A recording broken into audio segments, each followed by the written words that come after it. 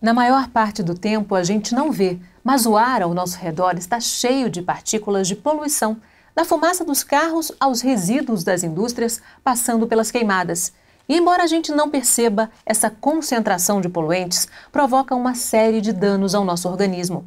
O impacto da poluição ambiental na saúde. Esse é o tema em questão no programa de hoje. Nosso convidado é o médico patologista Paulo Saldiva, ele que é professor da Faculdade de Medicina da Universidade de São Paulo e que estuda os efeitos nocivos da poluição sobre a saúde humana há mais de 30 anos. Muito bem-vindo, obrigada pela participação. Eu queria agradecer, porque estar num evento que comemora 50 anos numa faculdade de medicina, quem é convidado para participar, na realidade, ele que está sendo premiado, está sendo distinguido com essa deferência que é absolutamente fantástica. Paulo, os números são impressionantes, né? Mais de 7 milhões de pessoas morrem por ano no mundo em decorrência da poluição. Isso, esse número é um número muito expressivo, né? É como se todo o Uruguai, na realidade um pouquinho mais que o Uruguai, desaparecesse, né? E isso é devido ao fato de que a poluição, a queima de combustíveis fósseis e também biomassa passou a ser muito mais utilizado, empregado, e também porque houve, com o progresso da tecnologia de satélites, você consegue estimar a poluição sem a necessidade de ter um monitor de superfície. Ou seja, grandes áreas, principalmente dos países mais pobres, não tinham medidas de poluição. E com isso você tem, esses números são divididos da seguinte forma. Você tem, dessas 7 milhões de mortes, um pouquinho mais da metade, quase 4 milhões, são devidos à poluição dentro das casas.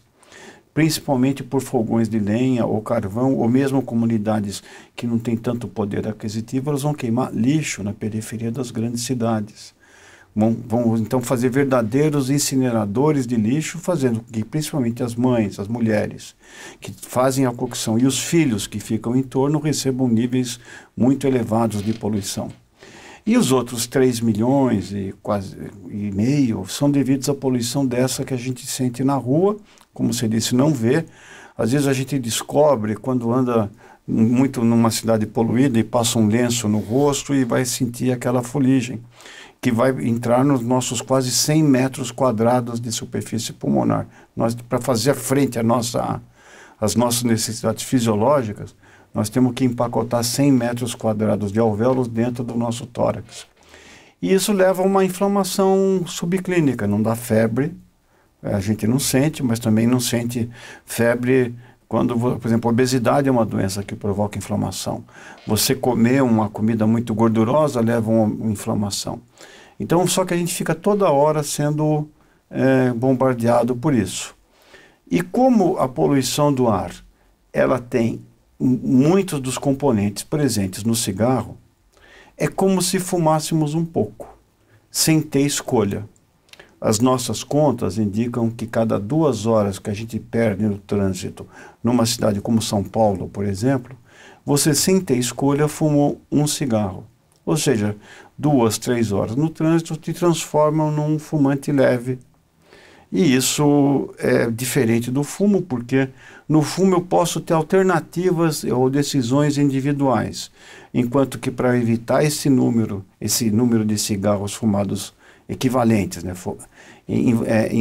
sem que a gente tivesse escolha, se depende de políticas públicas.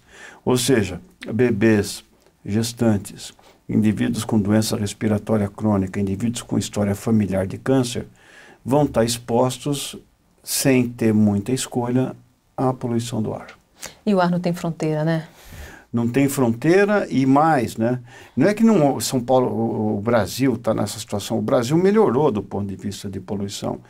Pelo menos nas cidades que têm séries históricas grandes, como São Paulo e Rio de Janeiro, você percebe que houve uma queda dos níveis de poluição, porque as indústrias migraram para fora das cidades. E os carros também melhoraram. Para você ter uma ideia, alguns carros, a marca, né, acompanha, já funciona há 30 anos. Mudou completamente a tecnologia. Mas um carro dos anos 80, em geral, emite 10 a 15 vezes mais do que um carro equivalente hoje. Mas nenhum carro emite perfume, né, por mais avançado que ele seja. E isso vai fazer com que Ou seja, essa melhora tecnológica, ela está sendo, digamos, oposta pelo aumento do número de veículos e também pelo congestionamento. Nós ficamos presos no congestionamento mais tempo e, consequentemente, ficamos no pior cenário, onde os poluentes são emitidos por mais tempo ao longo das nossas vidas. Uhum. Você já falou aí um pouquinho do que mudou nesses mais de 30 anos, né? No início eram as grandes indústrias, as grandes poluidoras, a grande preocupação, né? Isso. Veja, sempre a poluição, os relatos de poluição na espécie humana datam da Idade Média, que por causa do aquecimento, os relatos de Londres, né, que tem um clima, uma dispersão bastante desfavorável, falam que a Londres no inverno ficava com ar irrespirável. E também foi em Londres o primeiro episódio clássico, onde em dezembro de 1952, em uma semana de smog, morreram 4.500 pessoas por uma poluição que durante o dia você não enxergava longe, né? Você não enxergava as pessoas a 10 metros. Por uma condição climática, a poluição ficou retida, né? Retida ali. E aí, porque a poluição você não consegue filtrar. A água você pode pôr num filtro, mas não tem um filtro para ar. Você depende de fenômenos naturais. Quando a natureza não ajuda, isso fica parado. E isso se repetiu, parece que aconteceu em Londres em 52, mas se repetiu recentemente em Beijing, e algumas cidades chinesas que atingiram níveis históricos como Londres. E isso significa que a gente ainda tem um caminho a percorrer.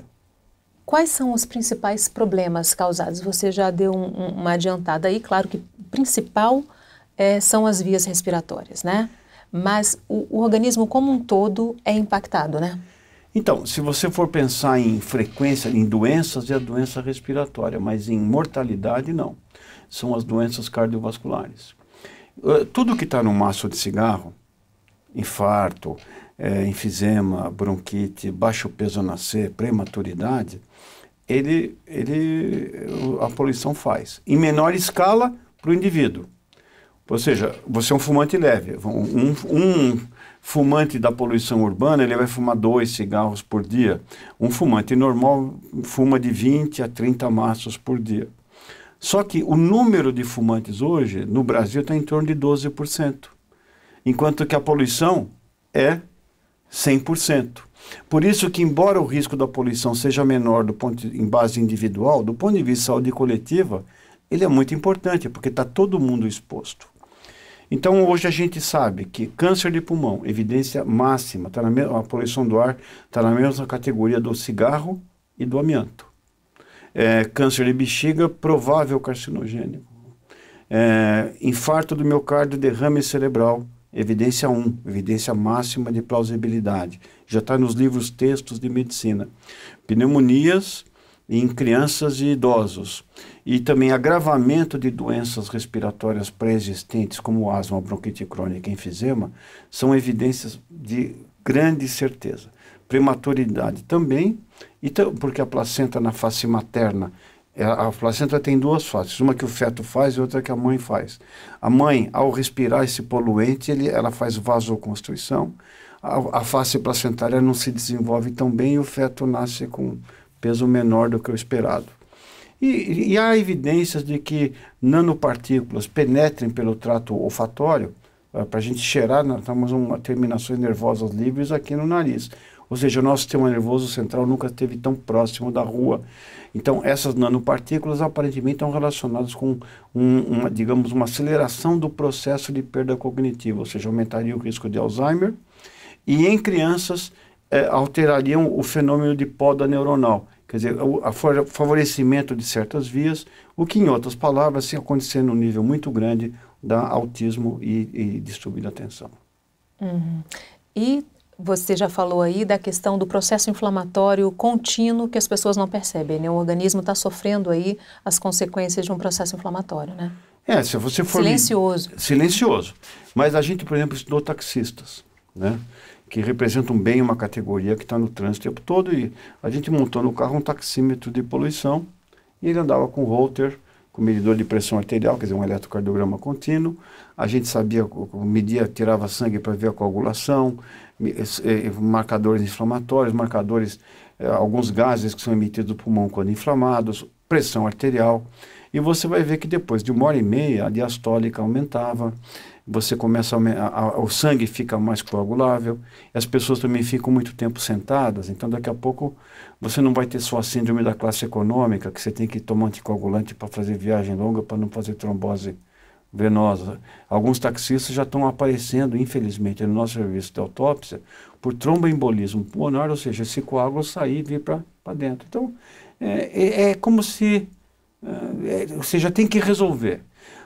Isso é uma coisa que é difícil na saúde, porque o médico e os profissionais de saúde não prescrevem um metrô para uma cidade.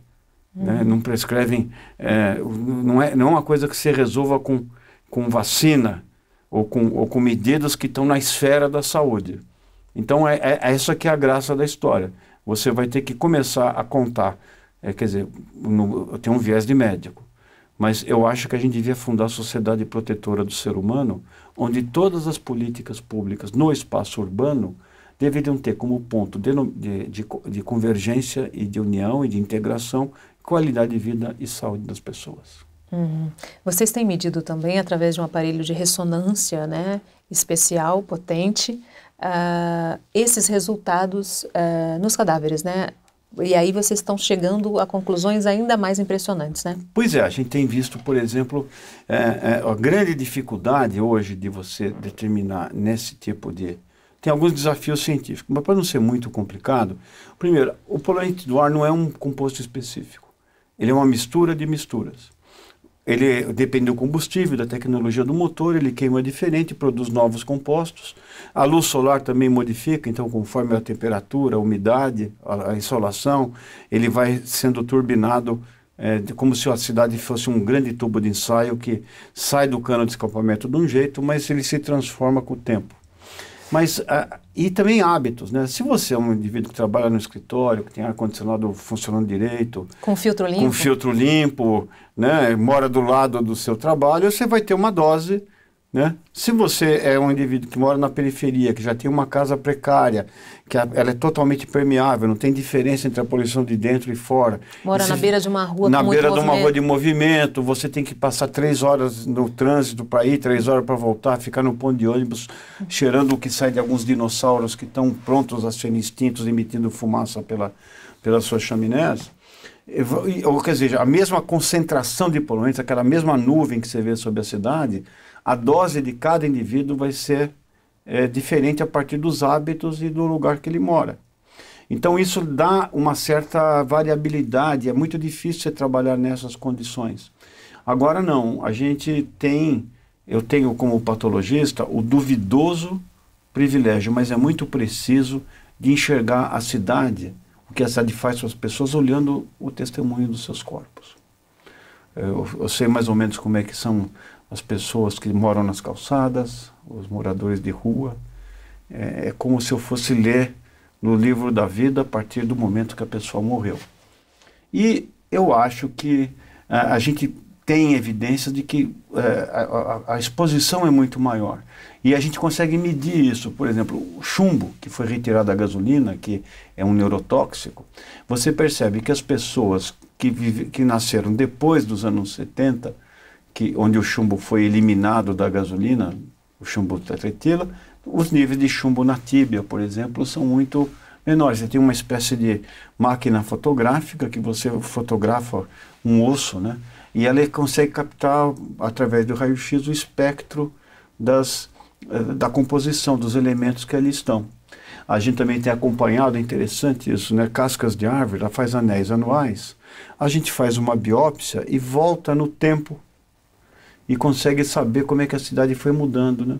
É o caso do mercúrio. O mercúrio, aquele mercúrio que a gente brincava, que quebrava o termômetro, fazia aquela bolinha, ele é insolúvel, você pode engolir que ele vai ser praticamente eliminado.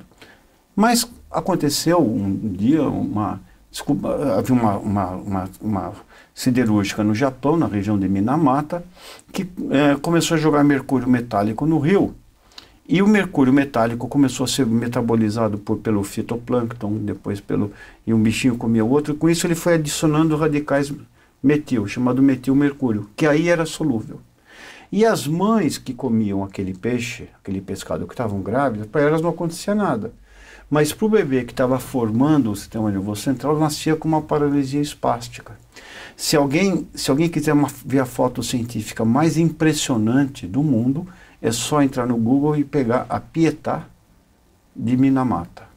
Ganhou o prêmio Pulitzer em 70, mostrando uma mãe banhando um filho adulto que tinha paralisia espástica, ou seja, o sistema nervoso central tinha tido um aumento, uma redução do seu desenvolvimento por causa do mercúrio. É muito impressionante mesmo, né?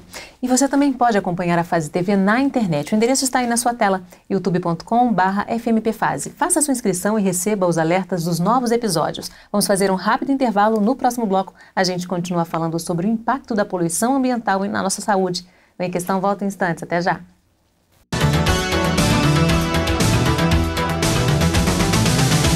Em Questão. Oferecimento Me Too. Estilo e conforto com personalidade. Agora também no Shopping Bauhaus. Em Questão. Oferecimento Me Too. Estilo e conforto com personalidade. Agora também no Shopping Bauhaus.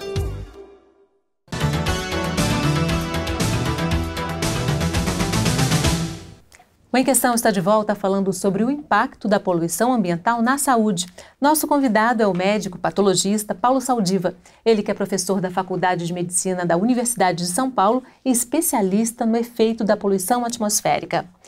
Paulo, a poluição atmosférica em São Paulo mata mais do que o trânsito? Mata mais que acidentes de trânsito. Que já são expressivos, né? Mais ou menos 1.200 a 1.400 pessoas por ano, né? Mas a poluição mata em torno de 4.500 na cidade, 7.800 na região metropolitana e ao redor de 14.000 no estado como um todo. Qual é a qualidade do ar de São Paulo, por exemplo? Veja, a qualidade do ar de São Paulo está melhor do que estava nos anos 90. Eu diria, ela está pior do que as cidades europeias, na sua média, mas melhor do que as cidades indianas, chinesas e algumas cidades africanas. Ou seja, a gente está na segunda divisão sem conseguir entrar no acesso da divisão especial. E porque não é fácil. As cidades brasileiras cresceram e não se tornaram compactas. Não houve diria que entre os anos 70 até quase final dos anos 90, toda a lógica de deslocamento era baseada em fazer pontes, viadutos, e se privilegiava o transporte individual. E não houve um investimento consistente em transporte público de massa, né?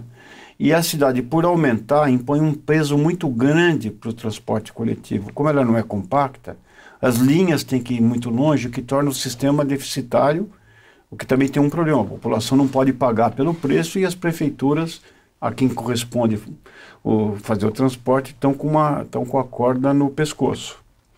Então, tem jeito, eu não estou dizendo que não tem, mas as cidades vão ter que ser mais compactas. O centro, que começou a ser não povoado, né, porque as cidades, tem muita coisa que acontecia com os índios nossos, né? Você ocupa um espaço, extrai todos os recursos, depois muda para outro lugar e deixa para trás a destruição, né? Então os centros vão ter que ser recuperados, você vai ter que trabalhar com a criação de empregos para diminuir a intensidade da necessidade do uso do transporte. Então a poluição, e isso talvez o argumento de saúde seja um problema isso, porque você não perde só saúde por respirar poluição, você tem sedentarismo, você tem horas de sono a menos, porque você tem que acordar mais cedo para chegar no seu serviço. O ruído urbano, o ruído dos veículos, interfere com a qualidade do sono e alguns hormônios importantes para controle de pressão arterial e para o cérebro descansar, deixam de ser secretados. Enfim, a gente organizou as nossas vidas um pouco, que as cidades, além de manterem, por causa de problemas de lixo e mudança do regime de chuvas, as doenças do passado, como as doenças transmitidas por vetores, a gente acrescentou outros problemas que não são de solução da saúde ou saneamento.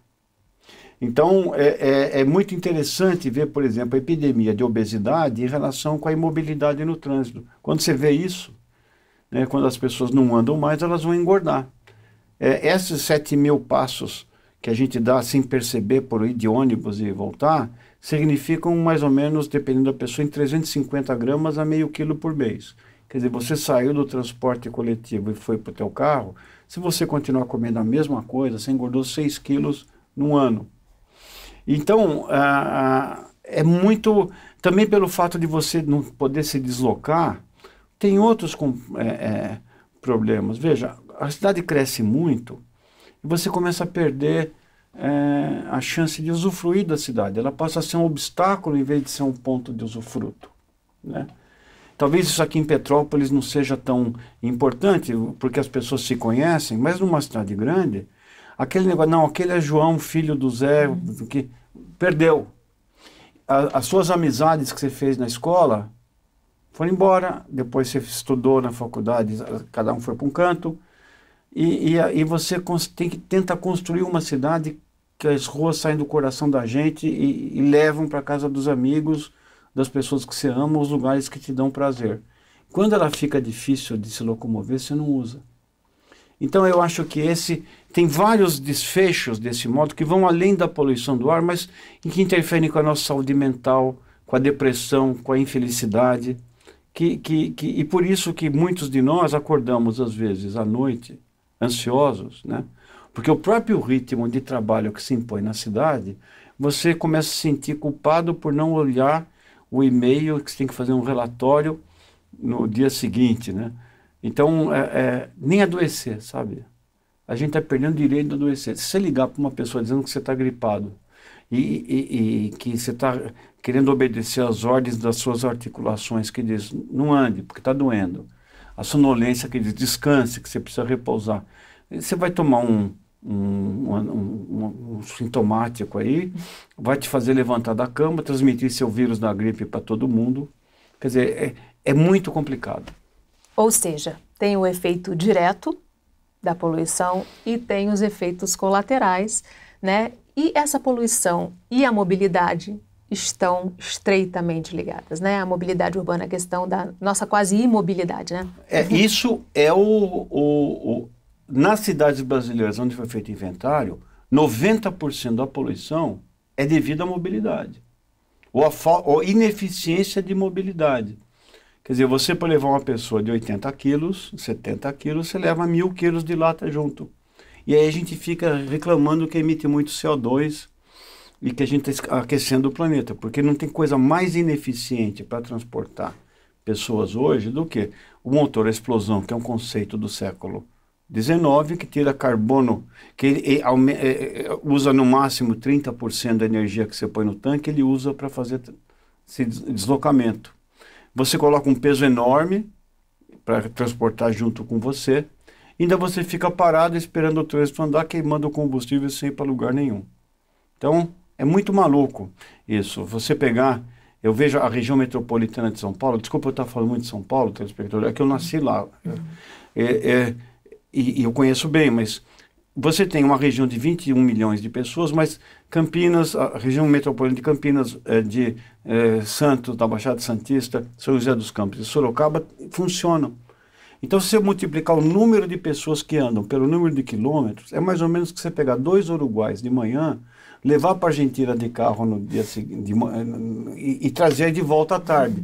Como é que isso pode ser sustentável? Como é que você vai manter todo esse sistema funcionando? Então, alternativas para resolver poluição vão além da energia veicular ou do urbanismo. Elas vão pensar, inclusive, trabalho em casa, através das redes, ou então criação de novos polos de emprego para você não fazer a cidade ficar descentralizar, né? As oportunidades. As oportunidades. E isso é o grande desafio e isso tem que ser abordado porque não vai ter jeito para ser assim. As cidades vão começar... Se você colocar o número de vidas perdidas, mas o número de horas de trabalho potencial que você gasta para não fazer nada, a não ser para estar se deslocando. Se você ainda tivesse uma coisa que você pudesse estudar, um jovem pudesse estudar, ler, né? Usar aquele tempo parado para alguma coisa, mas não dá. Quem anda de ônibus sabe que a tua função é sobreviver e respirar no meio do aperto. É a única coisa que dá para fazer. Então, eu acho que isso pede urgentemente uma revisão de cultura, que é o que a gente está discutindo aqui, de valores, de princípios, de forma de enxergar a vida. E eu acho que aí a saúde é muito importante, porque quando você vai ver essas discussões da COP e tal, a saúde não aparece como um capítulo próprio. E eu sei por quê. Como é que você vai argumentar 7 milhões de mortes por ano? Qual é o acordo comercial? Qual é o valor ético-moral que justifica um negócio desses? Qual é o acordo de comércio ou direito de desenvolvimento que justifica um negócio desses? Então, o que aconteceu? Como a saúde não entrava, a Organização Mundial de Saúde começou a fazer reuniões paralelas, mostrando exatamente os co-benefícios da saúde que você pode atingir com as mudanças de sustentabilidade. E aí você começa a falar, tudo bem, você cortou isso, você reduziu tanto CO2 per capita por ano, mas também se ganhou tantos anos de expectativa de vida. E aí, na linguagem da economia, né, que eles entendem, é mostrar que reduz o gasto com internação hospitalar, com tratamento, né? Reduz a perda de anos produtivos de uma população. Né? Você pode precificar isso muito mais fácil. Por exemplo, se eu pegasse hoje todos os fumantes de São Paulo e fizesse uma campanha eficiente que acabasse os fumantes de São Paulo, a expectativa de vida da média da cidade ia aumentar em torno de 1 ano e meio. Se eu transformasse São Paulo hoje com os níveis de poluição de Curitiba, a expectativa de vida de São Paulo, da média, aumentaria 3 anos e meio. Ou seja, a gente tem políticas eficientes contra o tabaco, mas não conseguimos ter uma política eficiente para melhorar a mobilidade usando os mesmos argumentos de saúde. Isso porque o padrão do ar de São Paulo está acima dos níveis recomendados pela Organização Mundial de Saúde. 2,5 vezes. E está em todas as capitais que mediram, eles são reprovados. A gente não passa de ano. E paradoxalmente... A gente fala de São Paulo, mas o Rio está igual, né? Está igual, não, se você for para Belo Horizonte está igual, e Porto Alegre está quase igual. E o que é interessante é que o nosso Conselho Nacional do Meio Ambiente não deixa usar a régua, não traduz isso. Ele adota um padrão de qualidade do ar mais flexível do que a ciência mostra. É como se, de repente, o Ministério da Saúde dissesse, olha, o colesterol bom preconizado pela literatura médica é um determinado nível, mas a gente vai considerar um pouco mais alto. Não tem sentido. Porque não existe essa sociedade protetora do ser humano. E o Ministério da Saúde não tem assento, nem voz muito forte nesses órgãos que deliberam sobre questões ambientais. A questão ambiental no Brasil, com razão, ela tem um componente de florestas, rios e mares muito importante, porque nós temos isso a preservar, mas ignora o ser humano urbano. E isso também tem um prejuízo para a região remota, porque quem está destruindo floresta é o consumo das cidades. Se você reduzir o consumo das cidades, você diminui a pressão sobre as florestas. Então, não existe um entendimento da questão de saúde na agenda ambiental. E eu acho que, eu até admito conceitualmente, que o Instituto, que os órgãos ambientais cuidem das pessoas que moram em florestas, índios, ribeirinhos, quer dizer, se ocupem de manter o habitat para eles. Mas se eles estão focados só nesses, que deixem a legislação ambiental das cidades que a saúde tome conta. Não, eles não querem largar essa prerrogativa.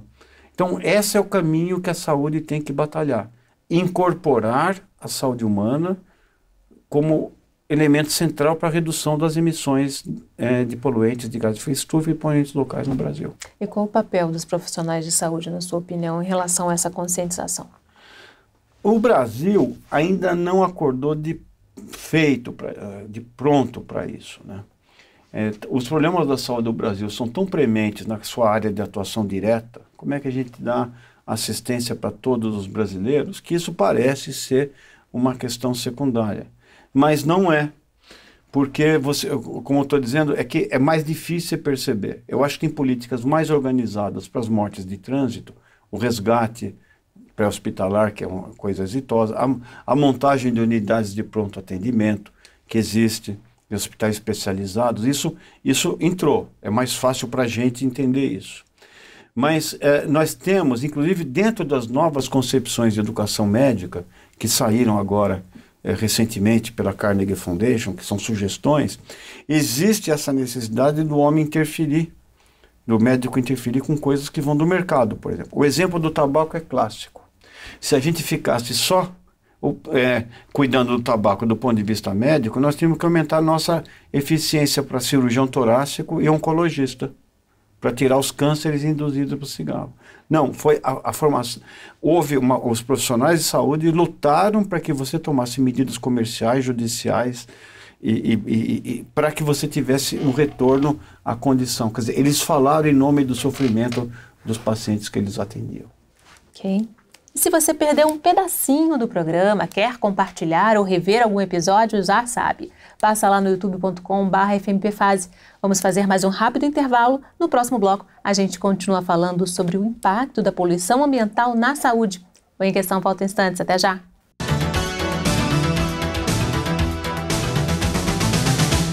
Em Questão.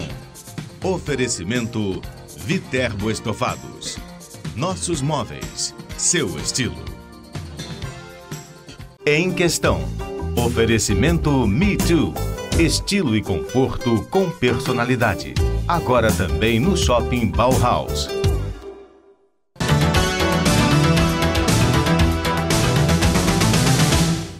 O Em Questão está de volta falando sobre o impacto da poluição ambiental na saúde. E antes de continuar nossa conversa com o patologista Paulo Saldiva, um recadinho para você que está aí do outro lado da tela. Tem algum assunto que você gostaria que fosse debatido aqui no nosso programa? Manda pra gente nos comentários do YouTube ou na nossa página no Facebook. Tá tudo aí no vídeo para você. Paulo, a gente já sabe o que a poluição causa na nossa saúde. A gente tem tecnologia para reduzir isso. Por que não fazemos? Essa é a pergunta central, né? Por que a gente sabe o que tem que fazer no futuro e a gente não implementa? Bom, tem vários motivos, mas acho que o principal é o cultural. O carro e você poder ter a privacidade, o conforto, os carros cada vez estão mais confortáveis, você tem navegadores, sistemas de som, você fala no telefone, você assiste o que você quiser. Eles são muito sedutores, muito legais, né? Às vezes você quer sair, dar uma volta, você vai pegar seu carro. Eu tenho um carro, né? Eu uso muito pouco. Eu tenho a sorte de morar perto do transporte coletivo ou trabalhar de bike. Então, existe que tem que mudar a cultura. Vou voltar ao caso do cigarro. Por que as pessoas fumavam? Porque no início, até os anos 40, 50, o cigarro era uma forma de independência, o jovem se mostrar independente, desafiar padrões, e você associava ao cigarro poder, ou então ir cavalgar no deserto, ou para as mulheres que estavam ingressando no mercado, tinha cigarros que reforçavam isso, o Charme, que foi uma executiva que... Então, e para o jovem, né, quando ia entrar no esporte, tinha cigarros que apostavam na veia esportiva, né? Vamos pensar que nos anos 70, todas as equipes de Fórmula 1 eram patrocinadas por marcas de cigarro. E o carro faz muito isso, né? O carro, ele vende, inclusive, o sonho. Às vezes você compra um carro, eu vejo anúncio de carro, que ele está subindo um penhasco. Na realidade, as pessoas compram o carro que sobe o penhasco, no sonho, na eventualidade que se um dia aparecer um penhasco na frente, eles têm o poder de fazer isso. Isso tem que ser desconstruído e o carro vai ter o valor próximo. Isso está acontecendo já, por exemplo, na Europa, onde os jovens estão deixando de comprar carro, eles preferem o uso em vez da posse, vão compartilhar. Nos Estados Unidos, o número de jovens que atingem a idade para tirar carteira de motorista e não fazem, está aumentando a 10% por ano nos últimos 5 anos. E mesmo nas grandes cidades brasileiras, é muito caro ter carro e você ficar pagando prestação, o estacionamento está ficando ruim, então começou a ser um transtorno. Então, vai haver digamos, uma certa desglamorização do carro, ele vai atingir a sua dimensão e a sua utilidade, que são importantes. A segunda coisa é pensar eu vejo o início das manifestações por transporte coletivo de junho de 2013, que introduziram na agenda dos prefeitos e do governo que transporte coletivo urbano era importante. Antigamente, pontes, viadutos, pontes de safena para um organismo entupido por trombos veiculares, né? Você construía pontes de safena.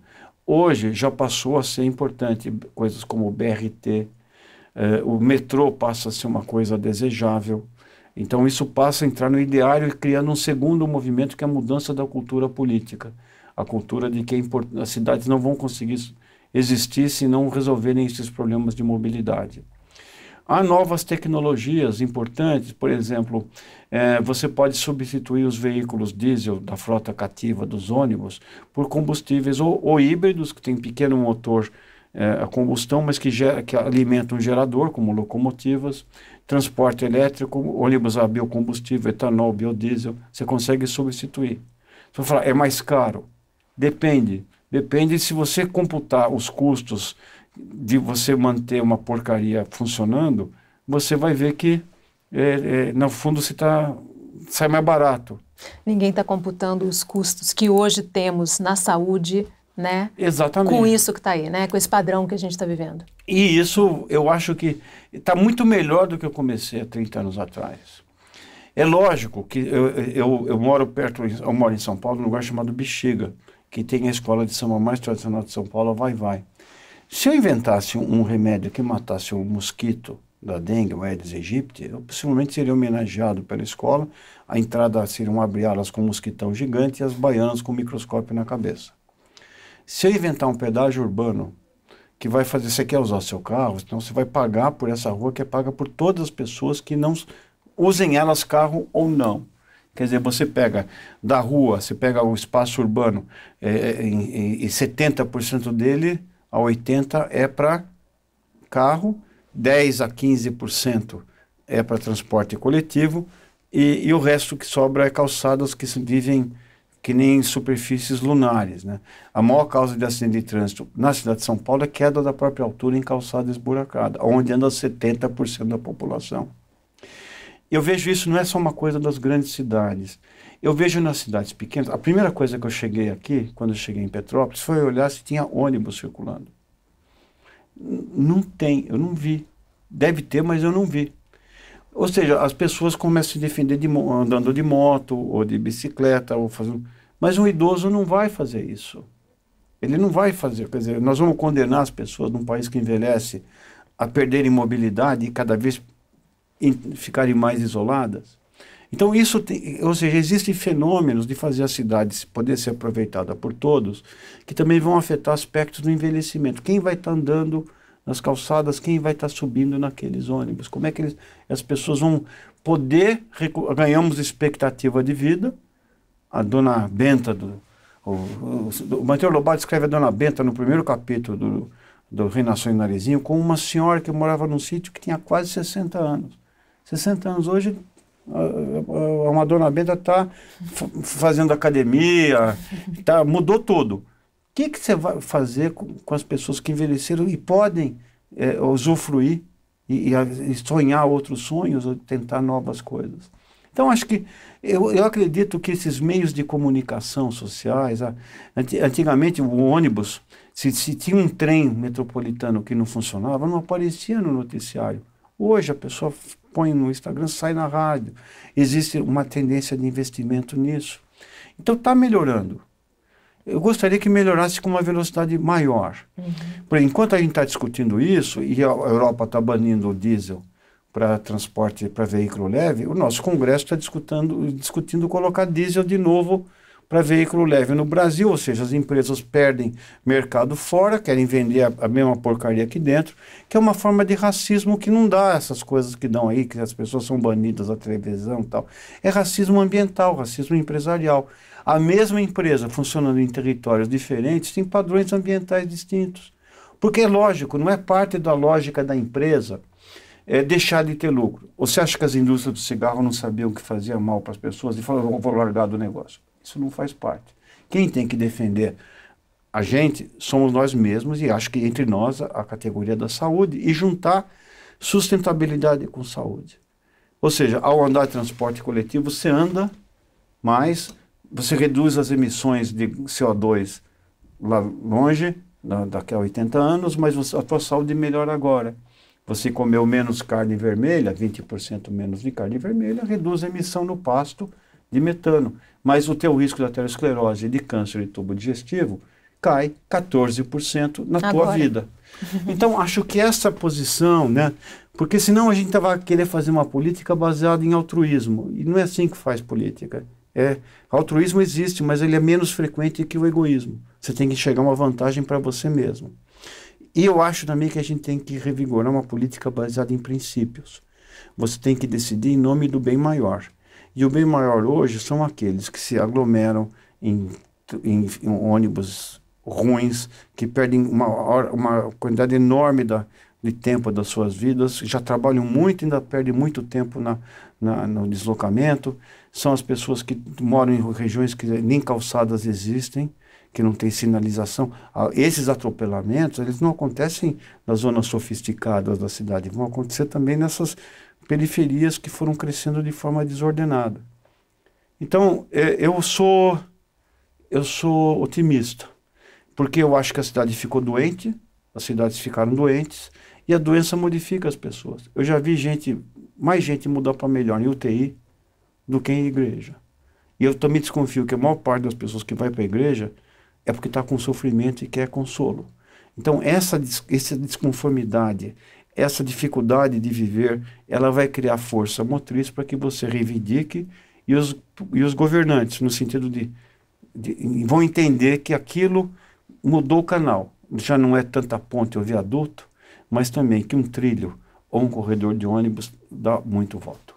A solução passa por investimento em transporte coletivo, um transporte coletivo mais limpo, né, que polua menos, mas passa por uma gestão, né, que integre todos esses itens que compõem hoje esse arcabouço que leva à poluição, né?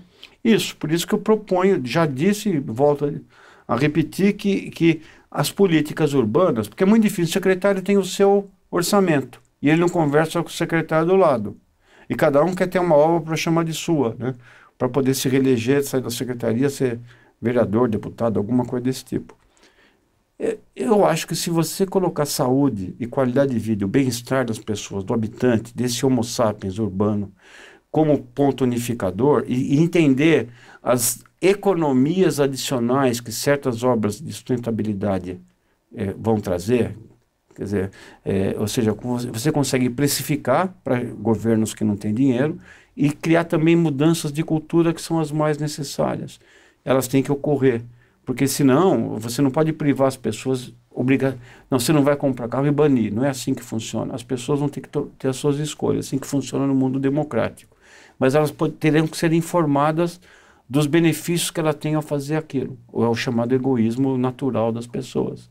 E eu acho que se a gente construir na saúde discursos e narrativas, como a gente está fazendo aqui, tentando esclarecer que, peraí, não é uma coisa de abraçador de árvore, ou de aquela caricatura que fazem do movimento para descaracterizá-lo, mas dizendo que a minha saúde melhora e tem economia e os hospitais vão esvaziar um pouco e vai ter mais acesso para as pessoas que realmente precisam, você consegue mudar. É assim que funciona. Tem que deixar de ser visto como um comportamento exótico, né? Quer dizer, quem vai de bicicleta para o trabalho, como você, que vai para a faculdade de bicicleta, né? Ou quem prefere caminhar a pé, porque não é tanta distância assim, não pode ser visto como exótico, né? Eu sou exótico, mas não porque eu ando de bicicleta, porque eu sou esquisito mesmo. Mas a bicicleta, por exemplo, na faculdade de medicina da USP, quando eu comecei, continuei, eu vinha de aluno e continuo como professor, o pessoal fala, pô, olha, ele vem aqui de bicicleta. Já melhorou, mas antigamente tinha uma patrulha assim. Na Harvard, onde eu dei aula na Escola de Saúde Pública, o prêmio Nobel pode chegar ninguém vai perceber do que ele está vindo, quer dizer, e ganha pontos. Mas sabe por quê? Porque para parar o carro na faculdade de medicina da Harvard, você vai pagar $2.000 de estacionamento por mês. Então o indivíduo vai lá, não porque ele quer salvar o planeta, lógico, mas é porque ele vai economizar $2.000 que ele prefere usar para fazer uma outra coisa que lhe seja mais prazeroso e para as pessoas que ele gosta. É isso. Além do principal, que é mudar a forma como nos locomovemos nas cidades, existem outras medidas para além da mobilidade que podem reduzir esse impacto da poluição, né? Corredores verdes, o que mais? Primeiro, pontos de encontro, né? A cidade de desencontros, as cidades precisam ter pontos de encontro. Morar perto de um parque, tanto pelos serviços ambientais do parque, mas por permitir caminhada segura e encontro entre pessoas, reduz o risco de infarto do miocárdio. Morou a menos de 500 metros de um parque, o risco de morrer de infarto cai 30%. 30% do risco de morte por infarto, queda, é mais do que da beta-bloqueador e redutores de colesterol. O segredo é você dizer para um cardiologista que uma política de parques é de saúde. E, ao mesmo tempo, o indivíduo que faz parques entender que aquilo que ele está fazendo também é saúde. Então, a saúde tem que ser o ponto de encontro, o ponto de convergência. É isso. É isso que precisamos fazer. Ok, infelizmente nosso tempo terminou. Agradeço muitíssimo sua participação, Paulo. Putz, eu que tenho que agradecer. Eu estou aqui conversando de um assunto que eu gosto, falando com gente que eu não conheço e participando de um cinquentenário de uma faculdade de medicina de alta qualidade. Pô, o que mais eu posso reclamar? Ok, e a gente tem um encontro marcado no próximo Em Questão. Espero você. Até lá.